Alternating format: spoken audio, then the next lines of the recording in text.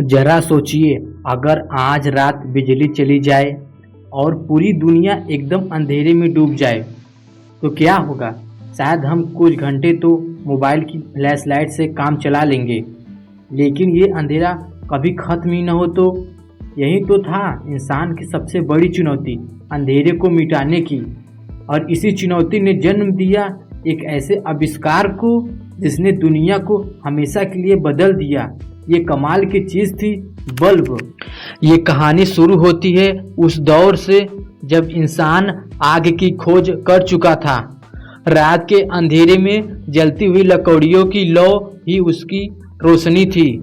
फिर धीरे धीरे मसाले बनी, तेल के दिए आए और फिर गैस लैंप का जमाना आया। लेकिन एक ऐसी रोशनी जो न धुएं से भरी हो न जहर छोड़े और जो एक बटन दबाते ही जल उठे, इसकी तलाश शुरू हो चुका था। 1800 के दशक की शुरुआत में दुनिया भर के वैज्ञानिकों ने बिजली से रोशनी पैदा करने के प्रयोग शुरू कर दिए। सबसे पहले ब्रिटेन के एक वैज्ञानिक हम्फ्री डेवी ने 1809 में एक आर्क लैंप बनाया। उन्होंने दो कार्बन की रॉड्स के बीच में इलेक्ट्रिक करंट पास किया और एक चमकीली रोशनी पैदा की। लेकिन यह बहुत तेज थी, बहुत गर्म थी और आम घरों में इस्तेमाल करने के लायक नहीं था।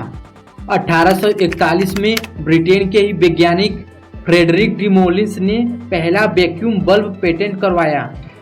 इसी व्यक्ति ने बल्ब का ग्लास खोजा था। बल्ब में एक पतली धातु की पट्टी को एक कांच के ग्लोब में रखा गया था और उसके अंदर से हवा निकाल दी गई थी, यानी उसे वैक्यूम बना दिया गया था। जब उस पट्टी में करंट पास किया जाता था तो वह गर्म होकर चमकने लगती थी और रोशनी देती थी। लेकिन उस समय की तकनीक में वैक्यूम बनाना बहुत महंगा और मुश्किल था। साथ ही उस बल्ब की रोशनी ज़्यादा देर टिकती नहीं थी, इसलिए यह बल्ब व्यावसायिक रूप से सफल नहीं हो पाया। 1854 में जर्मनी के एक वैज्ञानिक हेनरी गोएबेल ने एक और प्रयोग किया। उन्होंने एक पतली बांस की रेशे को कांच के अंदर रखकर उसे कार्बनाइज्ड किया, यानी उसे जलाकर कार्बन में बदल दिया। फिर उस कांच के बल्ब से हवा निकाल दी और उसमें करंट पास किया गया। परिणाम स्वरूप वह बांस की रेशे जल उठी और बल्ब कुछ घंटों तक लगातार रोशनी देता रहा।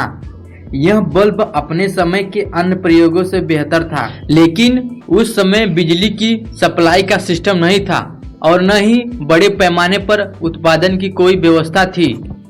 इसलिए गोएबेल का यह बल्ब बाजार में नहीं टिक पाया और वह गुमनाम रह गया। अब आती है उस इंसान की पारी जिसका नाम आज भी बल्ब के साथ जोड़ा जाता है, सर थॉमस एल्वा एडिसन। 1869 में एडिसन ने अपने प्रयोगशाला में एक ऐसा बल्ब तैयार किया जिसमें पतली कार्बन फिलामेंट को वैक्यूम ग्लास के अंदर रखा गया और बिजली दी गई। यह बल्ब 40 घंटे तक जला। अगली कोशिश में उन्होंने बांस के रेशे से फिलामेंट बनाया और यह बल्ब 12 घंटे तक जलता रहा। यहीं से बल्ब की क्रांति शुरू हुई। एडिसन अकेले नहीं थे। हकीकत यह है कि लगभग 22 वैज्ञानिकों ने बल्ब के अलग अलग रूपों पर काम किया। एडिसन का कमाल था उसे सस्ता और टिकाऊ बनाना। उन्होंने न सिर्फ बल्ब बनाया बल्कि पूरी बिजली सप्लाई सिस्टम खड़ा कर दिया। जैसे जैसे साल बीतते गए बल्ब में सुधार होते गए। 1904 में हंगरी के वैज्ञानिकों ने टंगस्टन फिलामेंट का इस्तेमाल शुरू किया, जो पहले के कार्बन फिलामेंट से कहीं ज़्यादा टिकाऊ था। टंगस्टन से बना यह बल्ब ज़्यादा रोशनी देता था और कम बिजली खपत करता था।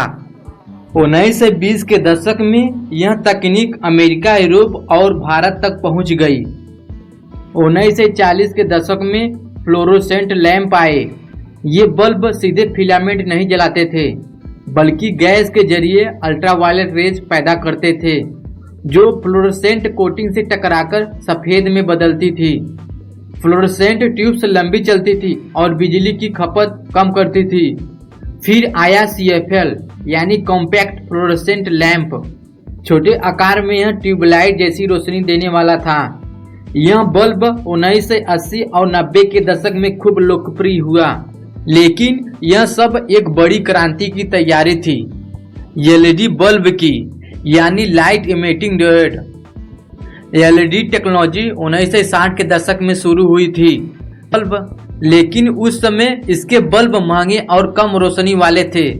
धीरे धीरे टेक्नोलॉजी में सुधार होता गया और 2000 के बाद आम जनता तक पहुंचने लगी। LED बल्बों में कोई फिलामेंट नहीं होता और कोई गैस नहीं होती। इसमें एक खास सेमीकंडक्टर मटेरियल होता है जो करंट पास होते ही फोटॉन्स छोड़ता है, यानी रोशनी पैदा करता है। LED बल्ब बहुत ही कम बिजली खपत करते हैं, गर्म नहीं होते हैं और हजारों घंटे तक चलते हैं। आज के बल्ब न सिर्फ रोशनी देते हैं बल्कि इंटरनेट से भी जुड़े होते हैं। कुछ बल्ब ऐसे होते हैं जो आपके मूड के हिसाब से रंग बदलते हैं, कुछ ऐसे हैं जिनमें स्पीकर लगे होते हैं और कुछ तो ऐसे भी हैं जो खुद ब खुद समझते हैं कि कब जलना है और कब बुझना है। अंधेरे को मिटाने की इंसानी जिद ने एक छोटी सी रोशनी को जन्म दिया और उस रोशनी ने पूरी दुनिया को रोशन कर दिया। अगर ये वीडियो आपको पसंद आई हो तो चैनल को सब्सक्राइब करें, लाइक करें। धन्यवाद।